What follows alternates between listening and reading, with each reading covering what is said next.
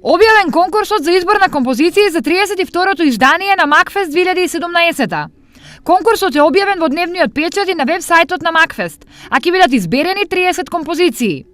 Освен подготовките типични за секоја година, од годинава има и некои новитети. Оваа година композиторите во рок од 2 месеци, значи заклучно со 27 февруари, треба да достават своји композиции кои што не треба да бидат како изминатите 3 години со испишани комплетни аранжмани, туку едноставно со испишана мелодиска линија и хармонски символи и демо снимка на аудио CD.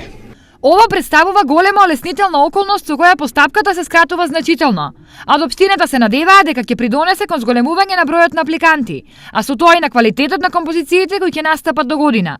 Но ова не е најголемата измена во догодинешниот Макфест. Предвидуваме оваа година Макфест да се реализира во стариот термин, односно оној вообичаен традиционален термин во првата недела од октомври 2017.